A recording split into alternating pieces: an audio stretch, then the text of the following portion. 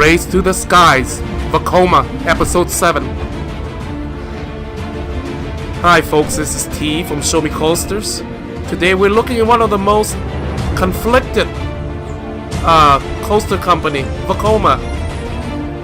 This company has produced some of the most memorable rides and some of the worst rides ever produced in amusement park history.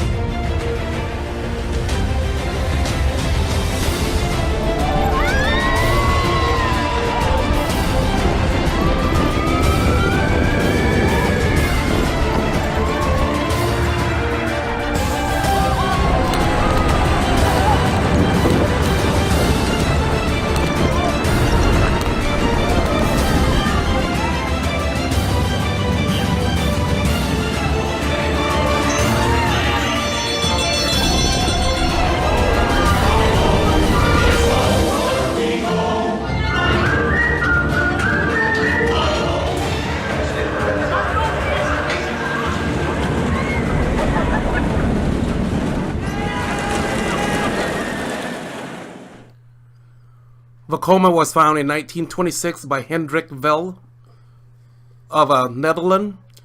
It was a farm business. They supply equipment for farms and mining. Occasionally they dabble for extra money and make amusement rides such as the Ferris wheels and other rides. This Ferris wheel you see is in Branson, but originally it was in Navy Pier in Chicago. Vekoma didn't reach international notoriety until they started working with Arrow in the late 70s and early 80s. So let's look at their products. This image you see is the Vekoma's shuttle boomerang. This is your standard boomerang that has plagued many parks all around the world. This was one of their first big products that hit the international scene. In 1995, Acoma unleashed its Vekoma SLC, their suspended looping coaster, to the world. This is their attempt to answer B&M's invert like Batman, but unfortunately it's a two-seater, and it does not make for a comfortable ride. They have a problem with smooth transition. And this is Mindy Racer at Six Flags America.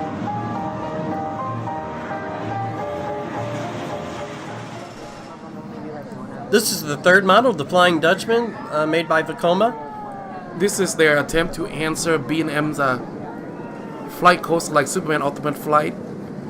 Unlike its counterpart B&M, this one you leave the station on your back in a prone position. In my opinion, your stomach should never be higher than your head. It makes for a very uncomfortable ride, in my opinion.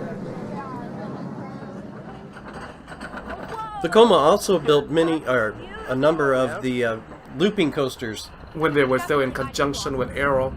This is the Ninja in Six Flags St. Louis. This came from the Vancouver Expo in 1986. This was the period when they were still working together before Arrow started having economic problems.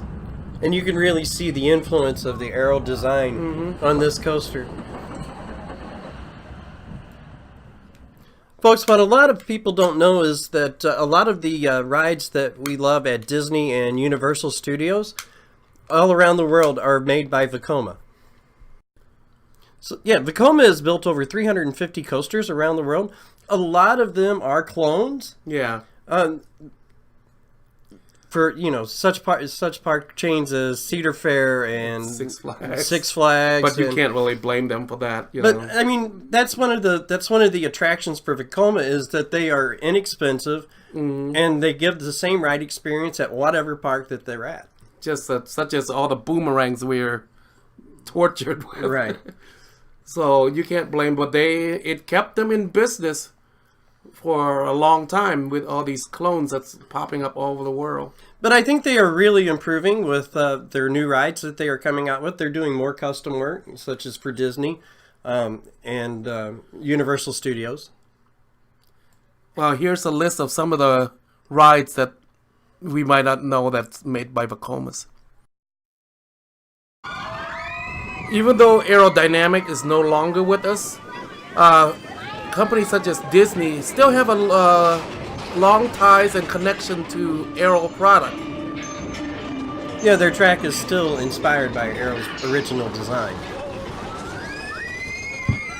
This is Seven Dwarfs Mine Train at Walt Disney World in Orlando, Florida.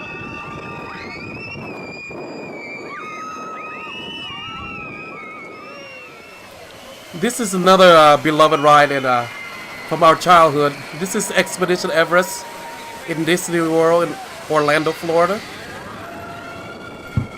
Yeah, this is still considered one of the best coasters at Disney World in Orlando. Yeah, they spent more on theming what they spent on the track itself.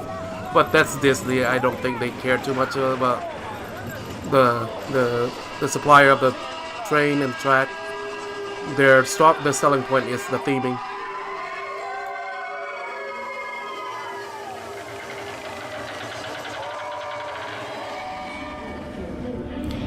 And this is Tron Light Cycle Power Ride in Shanghai Disney. This is their custom-made coaster. The special effect is amazing. I can't wait until it comes to the States. Yeah, it's supposed to be coming. It's scheduled to open in 2021, I believe. I think that's right. Yeah, I can't wait to ride this ride. The special effect just looks amazing.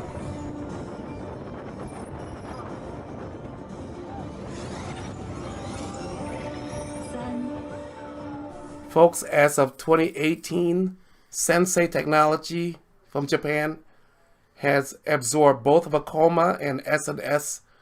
In a way, you could say history is coming full circle. The spawns of aerodynamic has merged into one again.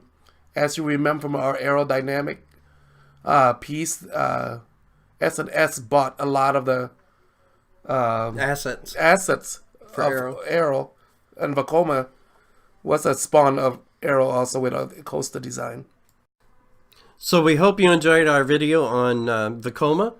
This is T. And I'm Tom. We're Show Me Coasters. Stay tuned for our next video on S&S Worldwide, Utah-based company. And we'll see you the next time. Have a good night. Thank you.